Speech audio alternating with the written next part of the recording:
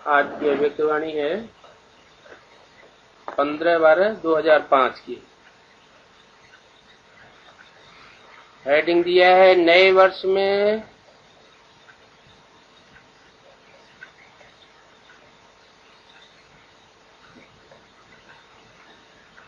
स्नेह और सहयोग की रूपरेखा स्टेज पर लाओ।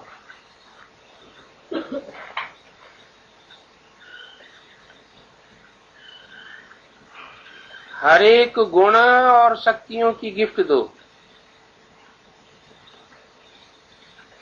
आज परमात्मा बाप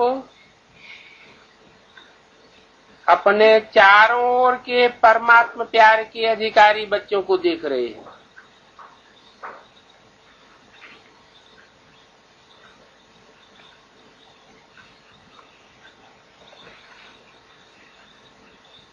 कैसे अधिकारी बच्चों को देख रहे हैं?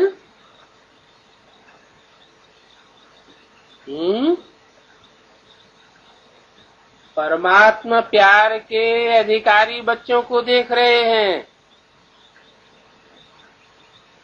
ये परमात्मा प्यार विश्व में कोटों में से कोई को प्राप्त होता है।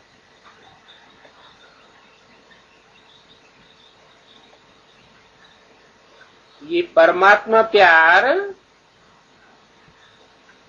की क्या खासियत बताई? कोटों में से कोई को प्राप्त होता है। 500-700 करोड़ आत्माएं हैं, सभी को प्राप्त नहीं होता है।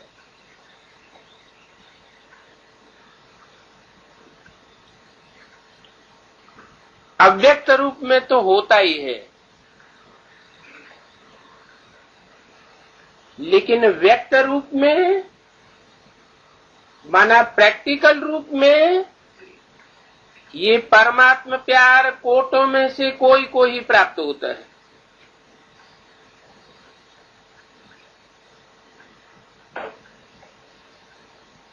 ये परमात्मा प्यार निस्वार्थ है, निस्वार्थ प्यार।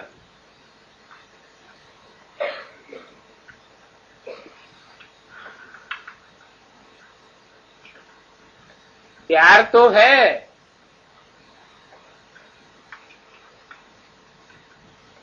रथ के द्वारा है, लेकिन निस्वार्थ है। रथ ही न हो और फिर निस्वार्थ कहा जाए, ये तो कोई बड़ी बात नहीं। निस्वार्थ प्यार है क्योंकि एक परमात्मा पिता ही निराकार निरहंकारी है।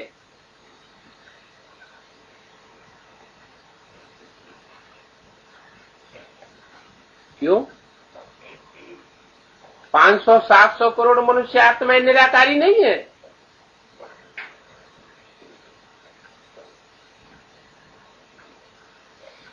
निराकारी तो सभी है, लेकिन आत्माएं भी शरीर धारण करती हैं और परमात्मा बाप भी शरीर रथ अर्थात रथ धारण करता है।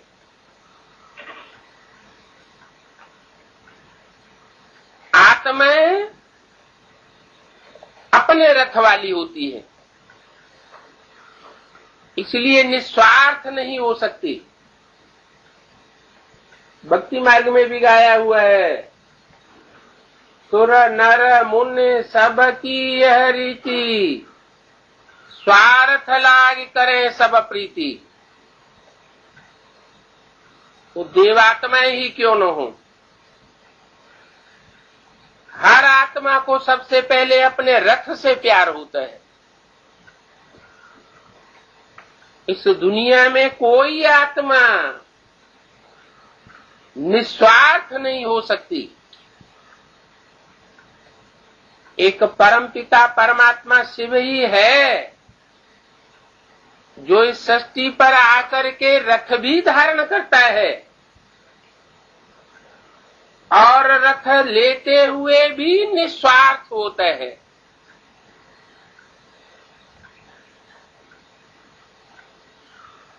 इसलिए निराकारी भी है क्योंकि रथ में मोह नहीं है, और निरहंकारी भी है। प्रैक्टिकल में है, प्रैक्टिकल शरीर के साथ कहा जाता है। शरीर ही न हो, इंद्रियां ही न हो तो प्यार नहीं गिना जा सकता। प्यार इंद्रियों के द्वारा होता है, मार भी इंद्रियों के द्वारा होती है, घृणा और द्वेष ये भी इंद्रियों के द्वारा ही होता है। जिससे घृणा और द्वेष होगी तो दृष्टि ही बदल जाती है। दृष्टि से देखने में आता है, वाइब्रेशन से परखने में आता है कि इनको घृणा और द्वेष है।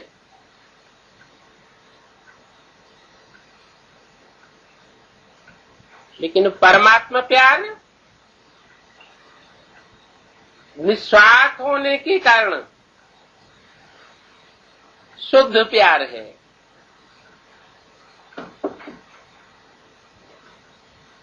वो निराकारी है,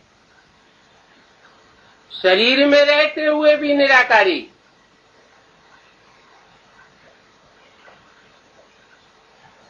रथ से कोई ममत्व नहीं, और जो निराकारी है वो निरहंकारी भी होता है।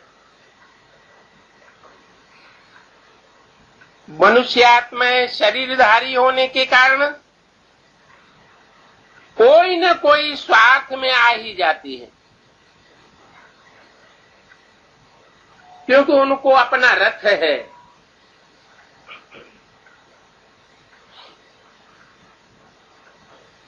परमपिता परमात्मा को अपना रथ नहीं है। परमात्मा बाप ही अपने बच्चों को ऐसा निस्वार्थ प्यार देते हैं, और कोई मनुष्य आत्मा नहीं दे सकती।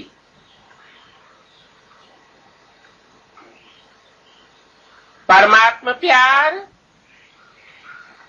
ब्राह्मण जीवन का विशेष आधार है।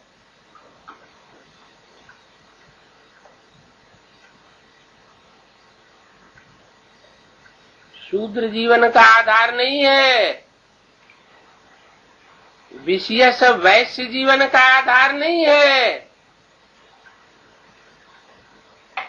देवताई जीवन का भी आधार नहीं है। ब्राह्मण जीवन का विशेष आधार है। ब्राह्मण जीवन का जीवदान है। अगर ब्राह्मण जीवन में परमात्मा प्यार का अनुभव कम है तो प्यार के बिना जीवन रमणीक नहीं होता।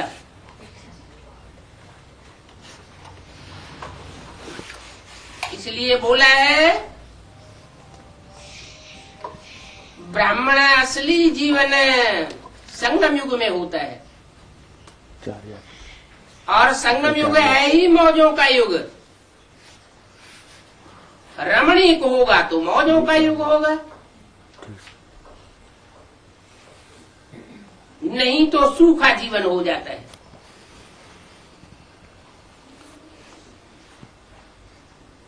कैसा जीवन हो जाता है? सूखा जीवन। तो सूखा देव नहीं बनना है, परमात्मा प्यार का अधिकारी बनना है।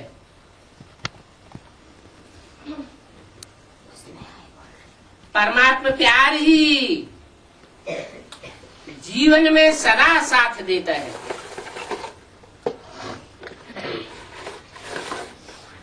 चाहे संगम युग हो, चाहे कोई दूसरा युग हो, इसलिए सदा साथ देता है। संगम युग में विशेषता ये है, यहां परमात्मा प्यार प्रैक्टिकल में मिलता है।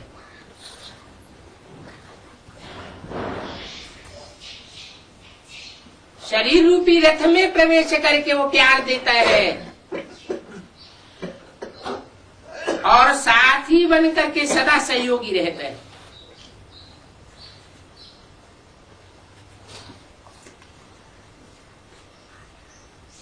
सदा सहयोगी रहना उसको कहते हैं आजीवन साथी।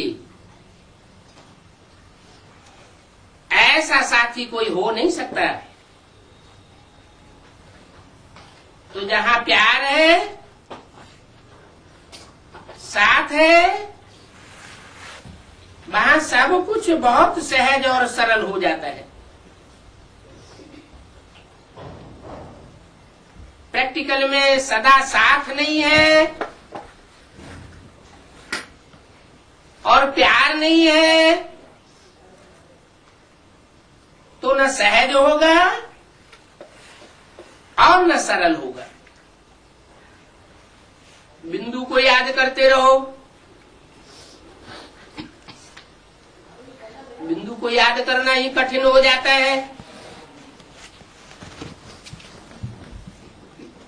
जितना बुद्धि से खींचेंगे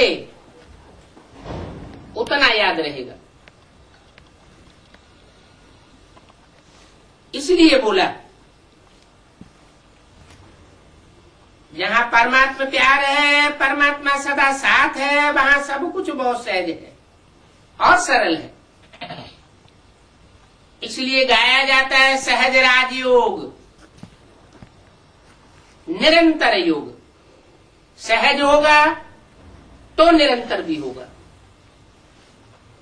सहज नहीं होगा तो निरंतर भी नहीं हो पाएगा।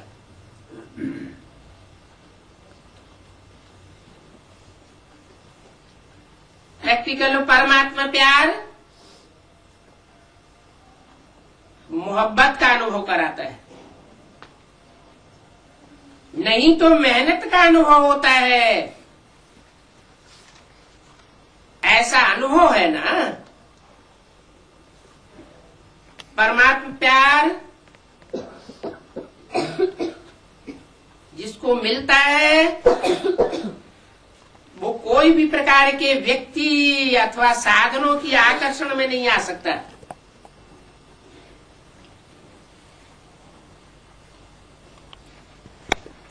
क्योंकि परमात्मा आकर्षण, परमात्मा प्यार ऐसा अनुभव कराता है जो सदा प्यार के कारण लवलीन रहते हैं।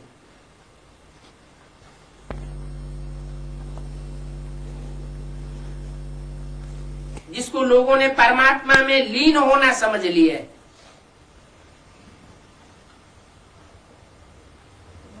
अब लीन होने की कोई बात नहीं है कि आत्मा परमात्मा में लीन हो जाती है। क्या बात है? वास्तव में आत्मा परमात्मा प्यार में लीन हो जाती है। जुदाई अनुभव नहीं होती।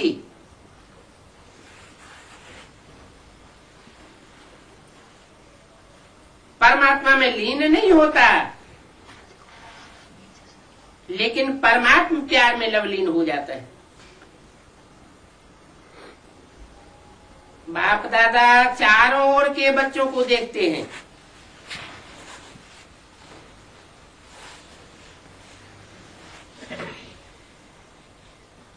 मूल रूप में कितनी दिशाएं हैं? 4 दिशाएं। कौन कौन सी? पूरब, पश्चिम, उत्तर और दक्षिण। और मूल धर्म कौन से हैं? 4 मूल धर्म है। कौन कौन से? देवता, इस्लामी, बौद्धी और क्रिश्चियन।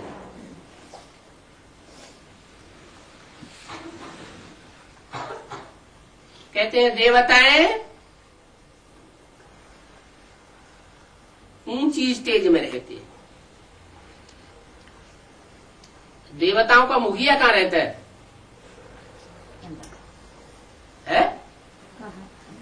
कहते हैं कैलाशी वासी है। कौन से पर्वत पर रहता है? कैलाश पर्वत। तो कैलाश पर्वत कौन से पर्वत पर है? हिमालय पहाड़। हिमालय पहाड़ का एक हिस्सा कैलाशी, कैलाश पर्वत कहा जाता है। तो जब देवताओं का मुखिया ही ऐसी ऊंची स्टेज पर रहता है, तो दूसरे देवताएं कहाँ रहते होंगे? है? वो भी तो ऊंची स्टेज पर ही रहते होंगे। कौन सी दिशा में है हिमालय पहाड़ या कैलाश पर्वत? उत्तर। इसलिए उत्तर में यादगारें बहुत बनाई हुई हैं। केदारनाथ, बद्रीनाथ, विश्वनाथ, अमरनाथ।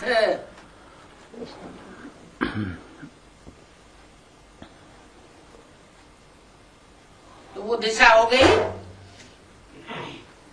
देवताओं की। और उसके अपोजिट में दूसरी दिशा कौन सी है? दक्षिण। दक्षिणी देश कौन से हैं? भारत के दक्षिण में एक सागर भी है। कौन सा सागर है?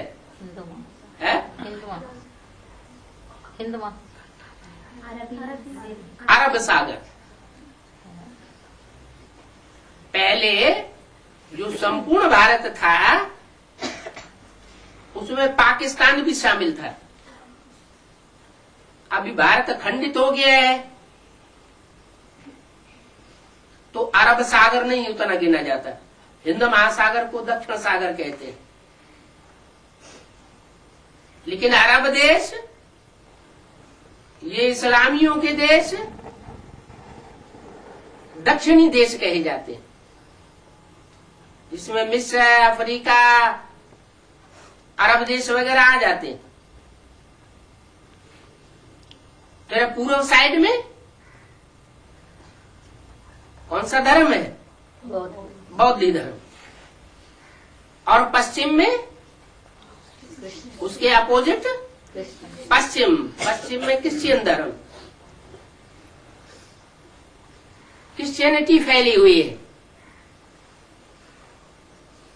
चाहे यूरोप हो, चाहे अमेरिका हो, तो 4 मुख्य धर्म और उनमें से चुनी हुई श्रेष्ठ आत्माएं भी हैं।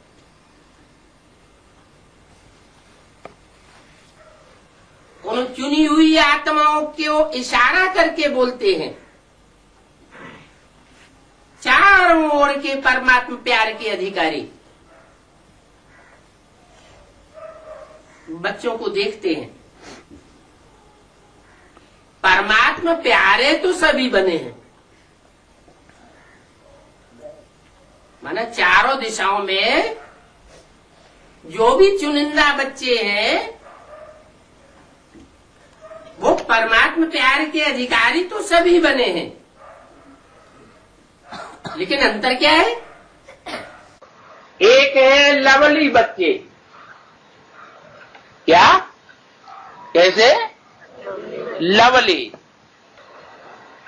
माने उन्होंने लव लिया है। परमात्मा प्यार लिया तो है, लेकिन क्या नहीं हुए? लीन नहीं, लवलीन नहीं है। तो एक है लवली बच्चे और दूसरे है लवलीन बच्चे। तो श्रेष्ठ कौन से हुए? लवलीन। जो लवलीन होंगे वो 24 घंटे क्या करेंगे? कुछ करेंगे या सन्यासी बन के हाथ पे हाथ धरे बैठे रहेंगे? क्या करेंगे? उनकी निशानी क्या होगी? क्या दिखाई पड़ेगा? है? हाँ, कर्मयोगी माना कुछ न कुछ कर्म ऐसा करते रहेंगे जो ईश्वरीय सेवा गिनी जाती है।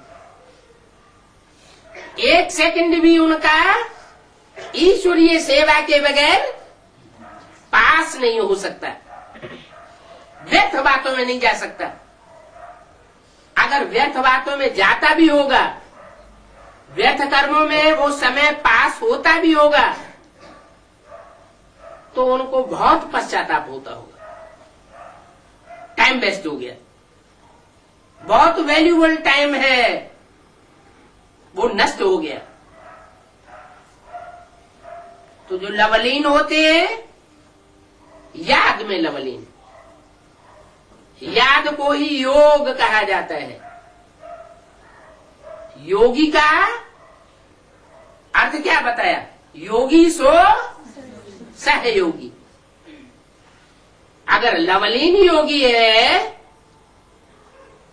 तो 24 घंटे कोई न कोई परमात्मा कार्य में सहयोगी बना रहेगा। तो अपने आप से पूछो, क्या पूछो? कि लवली तो सभी हैं, जो भी बच्चे चारों दिशाओं से चुने गए हैं, चारों मुख्य धर्मों से चुने गए हैं, वो लवली तो सभी हैं। लेकिन लवलीन कहां तक रहते हैं? और भी लवलीन बच्चों की निशानी है वो सदा परमात्मा फरमान में सहज सहज चलते हैं। क्या? जो भी परमात्मा का फरमान मिलेगा उसमें चलने में उनको कोई कठिनाई महसूस नहीं हो सकती। जो फरमान हाजिर जनाब, ऐसे नहीं हो सकता, वैसे नहीं हो सकता, ऐसा क्यों, ऐसे डायरेक्शन क्यों दे दिया, वो प्रश्न पैदा नहीं हो सकता। फरमान में भी रहते हैं और देहभान से कुर्बान भी रहते हैं, क्योंकि प्यार में कुर्बान होना मुश्किल होता है।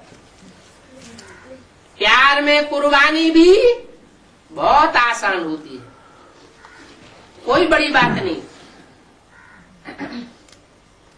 देहधारियों के प्यार में लोगों ने कितनी कुर्बानियां की है,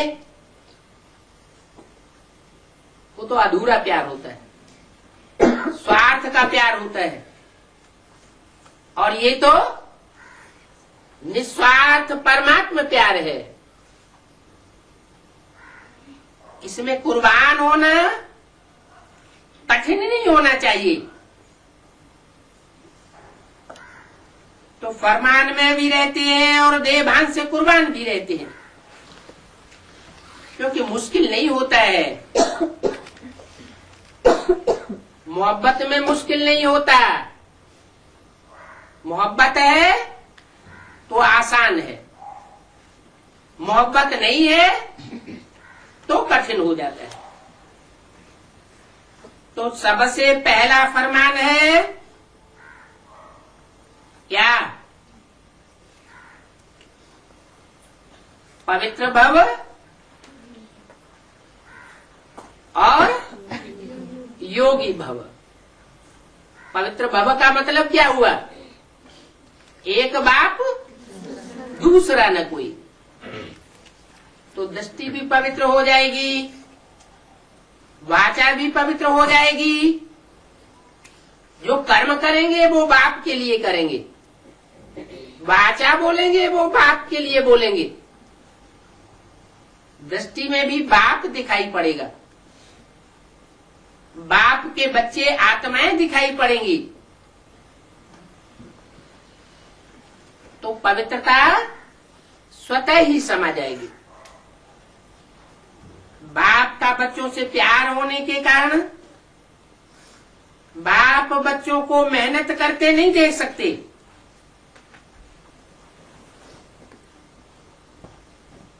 बच्चे बड़ी मेहनत करते हैं, मेहनत महसूस करते हैं।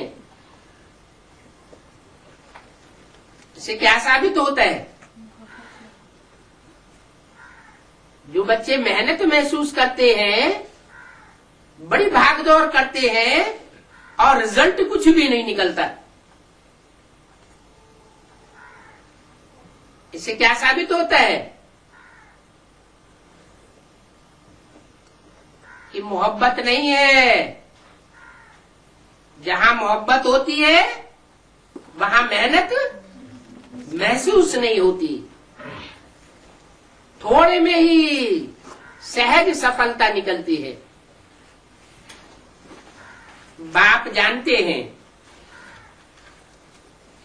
63 जन्म बहुत मेहनत की है। क्यों? 63 जन्म बहुत मेहनत का अनुभव बच्चों ने क्यों किया? अरे क्योंकि बाप नहीं था। और अभी तो प्रैक्टिकल बाप बच्चों को मिला हुआ है। तो मेहनत का अनुभव नहीं करना चाहिए। अभी ये अलौकिक जन्म मेहनत से मुक्त हो, अतीन्द्रिय सुख की मौज मनाने का युग है। तो मौज मना रहे हो या मेहनत करनी पड़ती है? प्यार में फरमान पर चलना,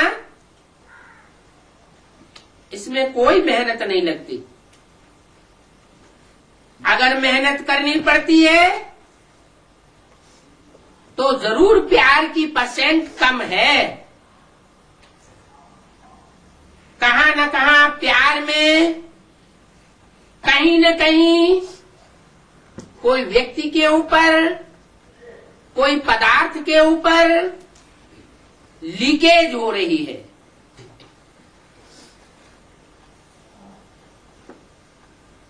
दो बातों की लीकेज मेहनत कराती है। एक तो पुराने संसार की आकर्षण, संसार में संबंध और पदार्थ सब आ जाते हैं।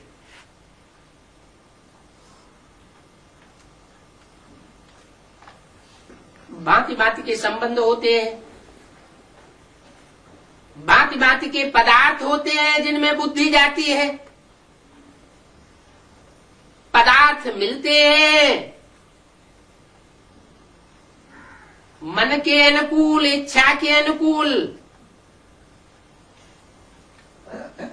तो पुरुषार्थ हो पाता है। वो पदार्थ नहीं मिलता है तो कमजोरी आने लगती है। बोला एक तो हुआ पुराने संसार की आकर्षण जिसमें संबंध और पदार्थ आ जाते हैं, और दूसरा है पुराने संस्कारों की आकर्षण। ये पुराना संसार और पुराने संस्कार अपनी तरफ आकर्षित कर लेते हैं। जब आकर्षित कर लेते हैं तो परमात्मा प्यार में परसेंटेज हो जाती है। तो चेक करो इन दोनों प्रकार की लीकेज से मुक्त हैं। कौन से दोनों प्रकार बताए? पुराने संसार की आकर्षण, जिसमें संबंध और पदार्थ आ जाते हैं, और दूसरा पुराने संस्कारों की आकर्षण। याद करो,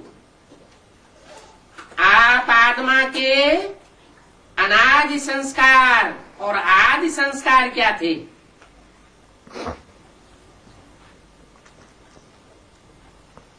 और अभी अंत के ब्राह्मण जीवन के संस्कार क्या हैं? ये ब्राह्मण जीवन के संस्कार अनादि भी हैं और आदि भी हैं।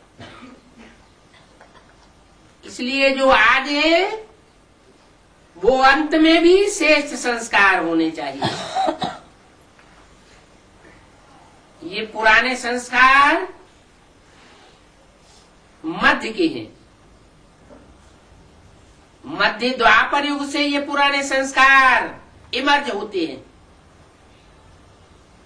ना अनादि है और ना आदि है और ना अंत के हैं। लेकिन लक्ष्य क्या है सभी का? किसी भी बच्चे से पूछो तो एक ही उत्तर देते हैं, लक्ष्य है बाप समान बनने का। किसके समान बनने का? बाप समान बनने का। बाप समान बनने का ये क्या हुआ? तथाकथित ब्रह्मा कुमार कुमारी, इसका अर्थ क्या लगाएंगे? बाप समान बनने का क्या अर्थ लगाएंगे? बिंदी बाप समान बिंदी बनने का। ये क्या लक्ष्य हुआ? वैसे भी ब्राह्मण जीवन में लक्ष्य तो कुछ दूसरा दिया हुआ है। ज्ञान में क्या लक्ष्य दिया हुआ है? नर से नारायण और नारी से लक्ष्मी बनने का लक्ष्य दिया हुआ है। बिंदी बनने का तो लक्ष्य नहीं दिया है। अगर बिंदी बनेंगे तो परमधाम में पड़े रहेंगे। परमधाम में पड़े रहना तो कोई पसंद नहीं करेगा। सब चाहते हैं जीवन भी हो और दुख दर्दों से मुक्ति भी हो। जीवन रहते सुख मिले दुख न मिले, वो तो लक्ष्मी नारायण का ही जीवन है। तो तथाकथित ब्रह्मा कुमार कुमारियां उल्टा रास्ता बताते हैं। वो या तो बिंदु बनने का लक्ष्य देते हैं या तो लक्ष्य देते हैं कि ब्रह्मा समान बनना है। ब्रह्मा ने मेंटल टेंशन में आकर के शरीर छोड़ दिया तो जिनको ब्रह्मा समान बनना है उनकी भी क्या हालत होगी और क्या हालत होती जा रही है।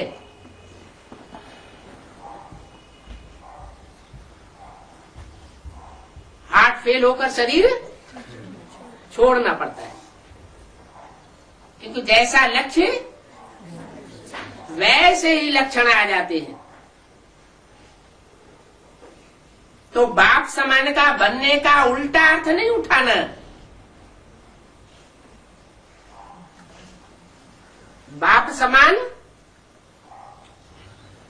माना बाप निराकारी है, बिंदु है या प्रैक्टिकल साकार में है।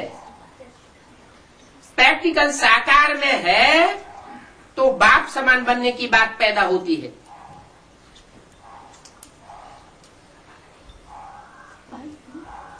अगर प्रैक्टिकल साकार में नहीं है तो बिंदु बनने की बात पैदा होती है। या ब्रह्मा को सैंपल बना करके सामने रखने की बात होती है, जिसने शरीर छोड़ दिया। पास्ट की बात हो जाती है।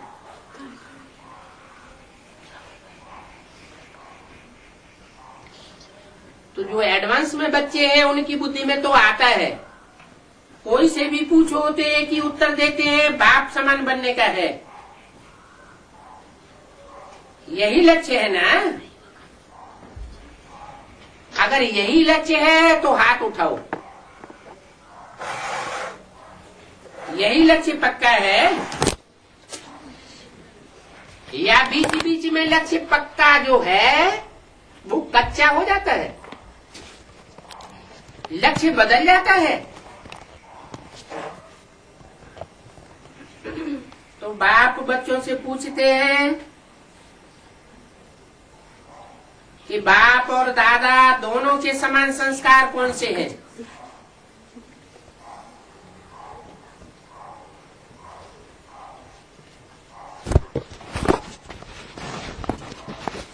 सदा बाप हर आत्मा के प्रति उदार चित्त रहे हैं, हर आत्मा के प्रति स्नेह और सम्मान स्वरूप में सहयोगी रहे हैं। ऐसे स्वयं भी अपने को हर आत्मा के प्रति सहयोगी अनुभव करते हो।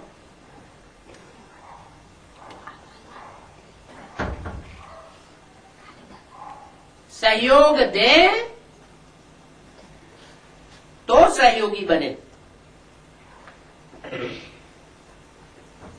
ऐसे नहीं होना चाहिए। कोई सहयोग दे या न दे, हम सहयोगी बन करके रहेंगे। सहयोग, स्नेह और प्यार ये मांगने की चीजें नहीं होती है। जो स्नेह देता है, प्यार देता है, सहयोग देता है, ये नियम बना हुआ है। जो देता है सो लेता है। इस जन्म में भी लेता है और संगम युग में नूद होती है तो जन्म जन्मांतर भी लेता है।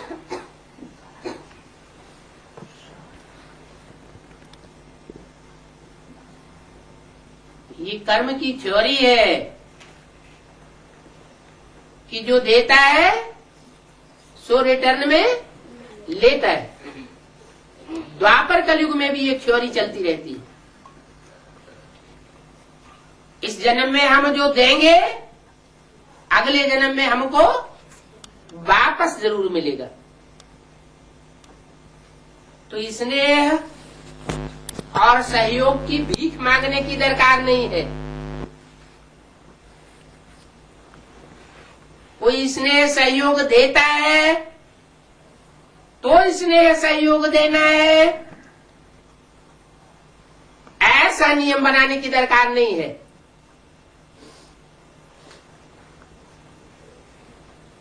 ये कमजोर आत्माओं का काम है। पावरफुल आत्माओं का काम है कोई सहयोग दे या न दे, प्यार दे या न दे, हमें देना है। स्नेह दे तो स्नेह ही बने नहीं। जैसे ब्रह्मा बाप हर बच्चे के प्रति सहयोगी बने, स्नेही बने, ऐसे सर्व के सदा स्नेही और सहयोगी बनो। कोई के स्नेही बनना है, कोई के सहयोगी बनना है, कोई का नहीं बनना है, ये भी उदार चित्त बच्चों का काम नहीं है। जैसे बाप दादा सदा हर बच्चे के प्रति उदार चित्त रहे, तो जो बाप के बच्चे होंगे सूर्यवंशी, उनका भी क्या काम होगा? हर आत्मा के प्रति उदार चित्त होंगे। इसको कहा जाता है बाप समान बनना। बाप कौन है?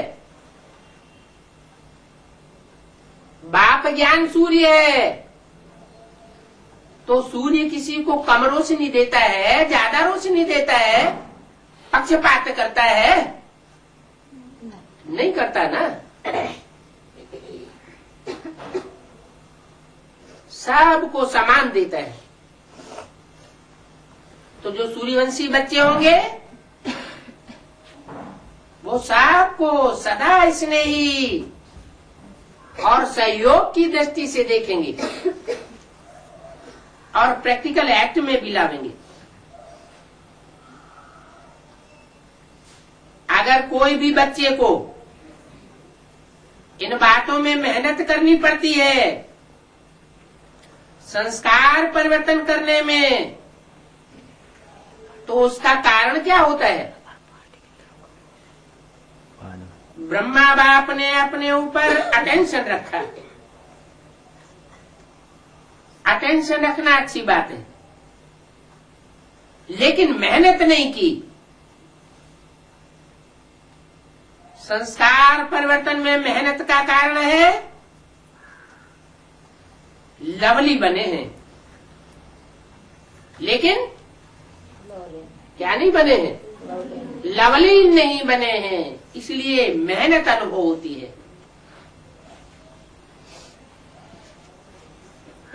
तो मेहनत को छोड़ दो और बाप की मोहब्बत में आ जाओ।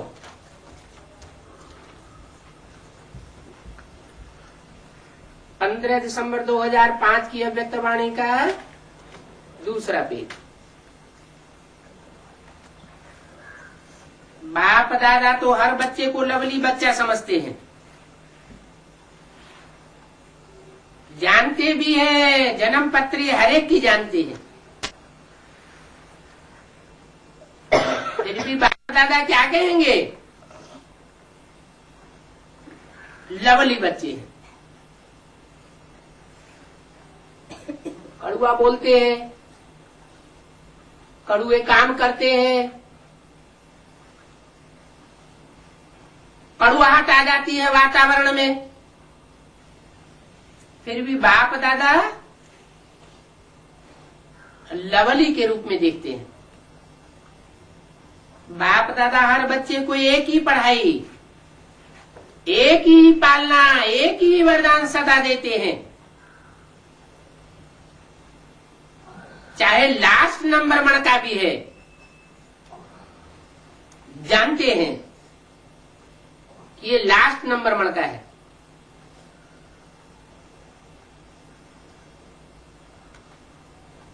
कोई भी माला का हो, जानते हैं लास्ट मन का है, फिर भी बाप दादा किसी भी बच्चे का अवगुण या कमजोरी संकल्प में भी नहीं देखते। संकल्प में रखते तो है नहीं, देखते हैं कि लाडला है, सिकीलरा है, मीठा मीठा है, इसी दृष्टि और वृत्ति से देखते हैं। क्योंकि बाप दादा जानते हैं इसी वृत्ति और श्रेष्ठ दृष्टि से कमजोर भी महावीर बन जाएंगे।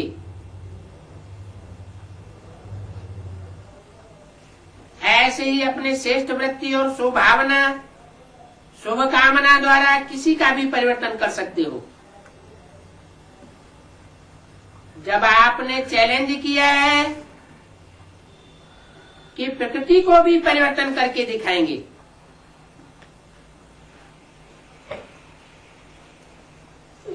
चैतन्य आत्माओं को परिवर्तन करना, ये तो कोई बड़ी बात नहीं।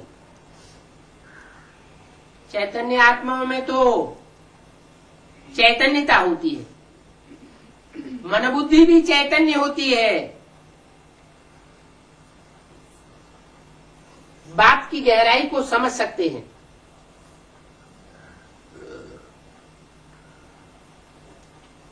हर बुद्धि तो नहीं कहेंगे, चैतन्य कहेंगे, लेकिन प्रकृति तो जड़ है, जड़त्वमयी है।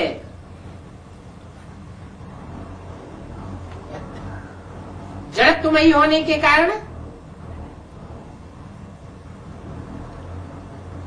हठवादिता आ जाती है।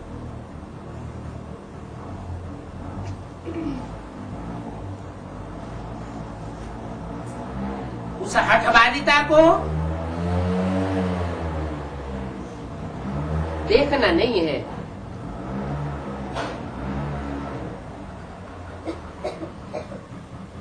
जो भी जड़ जंगम है, सारी सृष्टि को परिवर्तन करना है। अगर जड़ प्रकृति का भी परिवर्तन नहीं हुआ और वो विनाशकारी कार्य करती रही,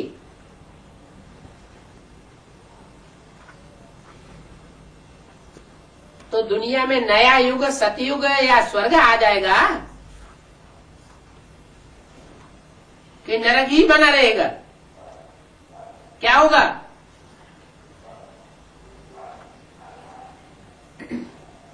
प्रकृति भूकंप लाती रहे, तूफान लाती रहे,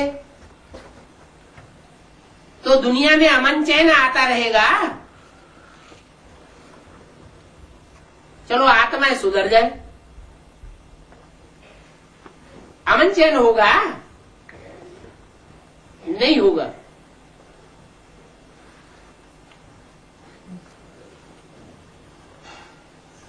तो प्रकृति को भी परिवर्तन करके दिखाना है। जब ये वादा किया है, बच्चों ने चैलेंज किया है कि प्रकृति को भी परिवर्तन करके दिखाएंगे, तो क्या आत्माओं को परिवर्तन नहीं कर सकते? प्रकृति जीत बनते हो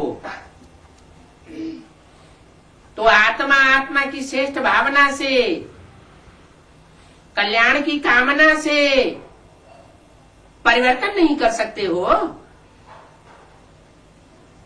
अभी नया वर्ष शुरू होने वाला है। कौन सा नया वर्ष है? 2006।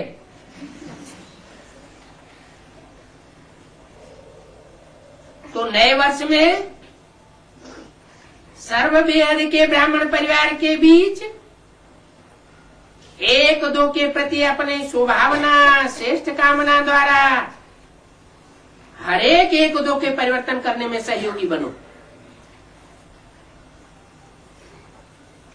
चाहे कमजोर है, जानते हो इसके संस्कार में ये कमजोरी है, लेकिन आप स्नेह और सहयोग की शक्ति द्वारा उसके सहयोगी बनो।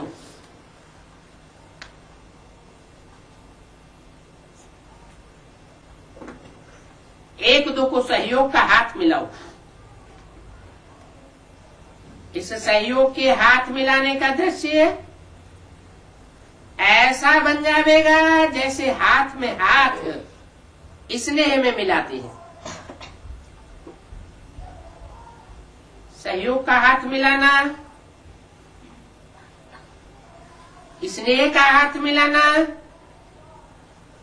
तो जरूर माला बन जाएगी।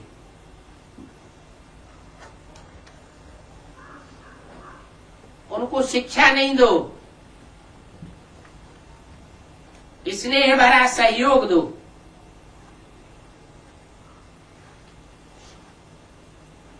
उनसे न्यारा नहीं बनो, बात ही करना छोड़ दिया, उनके बारे में सोचना ही छोड़ दिया, तो जैसे न्यारे हो गए। न्यारा नहीं बनो, किनारा नहीं करो, उनके जीवन का सहारा बनो, क्योंकि आपका यादगार अंत में यादगार क्या है? आपका अंत में यादगार रुद्रमाला है या विजयमाला है?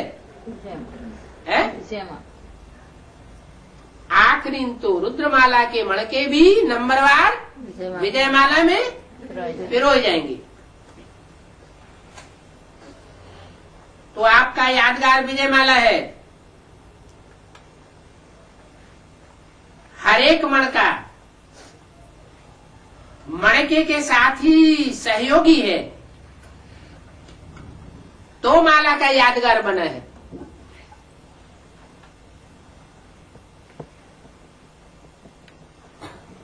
तो सभी से बाप दादा पूछते हैं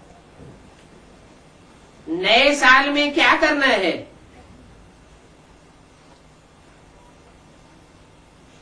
संदेश देने का कार्य तो बहुत किया, कर रहे हैं, करते रहेंगे। अब संदेश वाहकों के सहयोग और स्नेह की रूपरेखा स्टेज पर लाओ। महादानी बनो, अपने गुणों का सहयोगी बनाओ।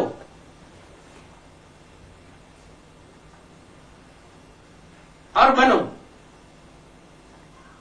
ऐसे अपने गुणों का है तो परमात्मा गुण,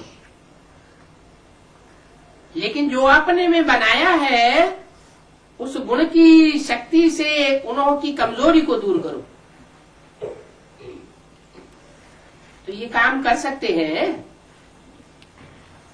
सकते हैं या मुश्किल है? टीचर्स बताओ, कर सकते हैं या करना ही है? करना ही है, कोई कमजोरी नहीं रहे, क्योंकि कोटों में कोई है ना, चाहे लास्ट दाना भी है वो भी कोटों में कोई है, चाहे 8 की माला का हो, 108 की माला का हो,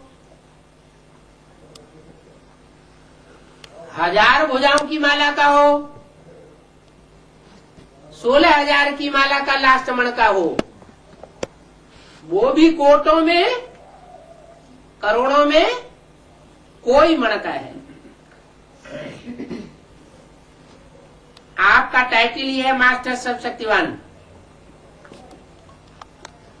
तो सर्वशक्तिवान का कर्तव्य क्या है?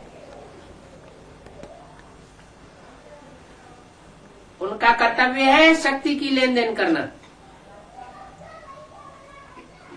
गुणों की लेन देन करना, अवगुणों की नहीं। बाप द्वारा मिला हुआ गुण और शक्तियां आपस में लेन देन करो। यही सहयोग की गिफ्ट 1-2 में देते रहो। नया वर्ष होता है तो 1-2 को गिफ्ट देते हैं ना, तो इस वर्ष में 1-2 में गुणों और शक्तियों की लिफ्ट दो। अगर कल्याण की भावना रखेंगे तो जैसे भाषण करके संदेश देते हो ना, वाणी द्वारा संदेश देते हो ना, वैसे अपने कल्याण की भावना द्वारा, कल्याण की वृत्ति द्वारा, कल्याण के वायुमंडल द्वारा ये गुणों की गिफ्ट दो और शक्तियों की गिफ्ट दो। कमजोर को सहयोग देना, ये समय पर गिफ्ट देना है। जो गिरे हुए हैं उनको गिराओ नहीं, चढ़ाओ, ऊंचा चढ़ाओ। ये ऐसा है, ऐसा ही बना रहेगा, ऐसा संकल्प नहीं चलाओ। परिवर्तन का युग है। असंभव को संभव करने का युग है।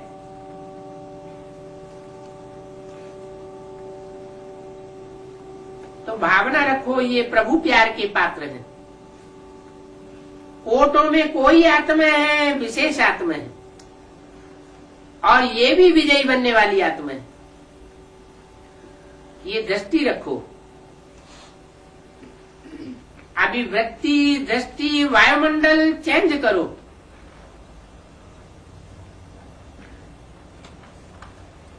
कुछ नवीनता करनी चाहिए ना। कमजोरी को देखते हुए भी देखो नहीं, उनको उमंग उत्साह दो, सहयोग दो। ऐसा ब्राह्मण संगठन तैयार करो तो बाप दादा विजय की ताली बजाएंगे।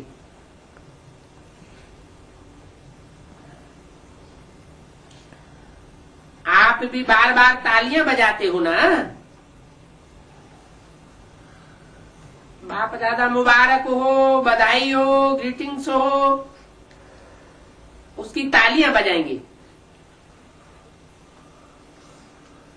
आप भी साथ में ताली बजाएंगे ना। अभी ताली बजाई तो अच्छा किया,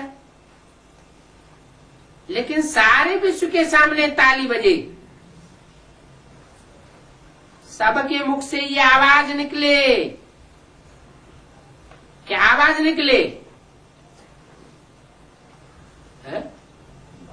किससे बातें कर रहे हैं? है? है?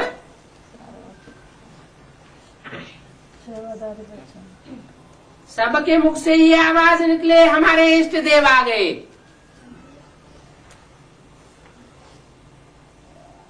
बाप दादा को 2-3 साल से धक लगी हुई, हमारे पूज्य आ गए। तो ये लक्ष्य पक्का है ना?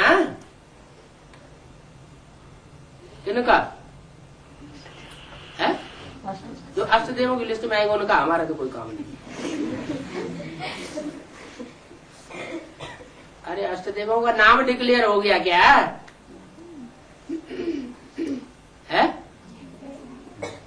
नाम डिक्लेयर हो गया? नहीं। तो हमारा नंबर आ सकता है कि नहीं आ सकता है? आ सकता है? अरे क्यों नहीं आ सकता है?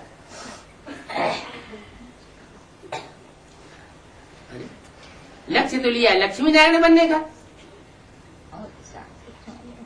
लक्ष्मी नारायण नहीं बनेंगे तो कम से कम लक्ष्मी नारायण के समान तो बन जाएंगे।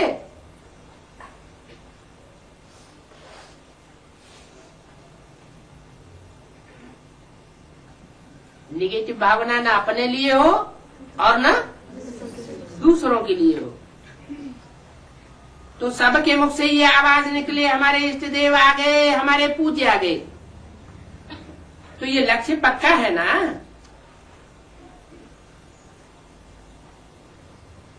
पक्का है लक्ष्य? पक्का है तो करना ही है। पक्का नहीं है, अच्छा जितना हो जाएगा उतना हो जाएगा, नहीं हो जाएगा तो देखा जाएगा। तो लक्ष्य क्या करना चाहिए? मजबूत मजबूत करना है, करना ही है। या क्या ऐसे सोचेंगे कि देखेंगे, प्लान बनाएंगे? प्लान क्या, करना ही है। अभी सभी इंतजार कर रहे हैं।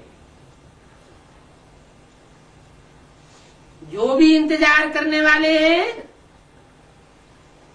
अभी इन्हों का इंतजार समाप्त करो।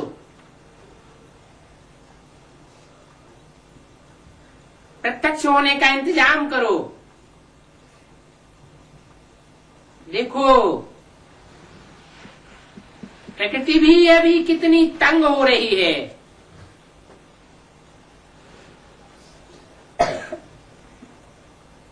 क्या कहा? माया थक गई है और प्रकृति तंग हो गई है। तो प्रकृति को भी शांत बना दो।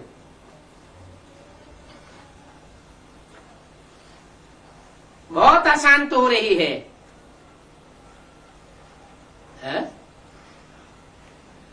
प्रकृति शांति धाम के नजदीक नहीं है क्या? शांति धाम से दूर है या नजदीक है? दूर है। अभी प्रकृति को शांत बनाओ। आप तो नजदीक हैं या दूर हैं? शांति देवा के नजदीक होंगे तो शांति धाम के भी नजदीक होंगे, शांति देवा से दूर होंगे तो शांति धाम से भी दूर होंगे। तो मूर्ति में एक शांति देवा है, एक सुख देवा है। तो प्रकृति को भी शांत बना दो, आप प्रत्यक्ष हो जाएंगे तो विश्व शांति स्वतः हो जाएगी। आपकी प्रत्यक्षता के ऊपर विश्व की शांति रुकी हुई है। अच्छा,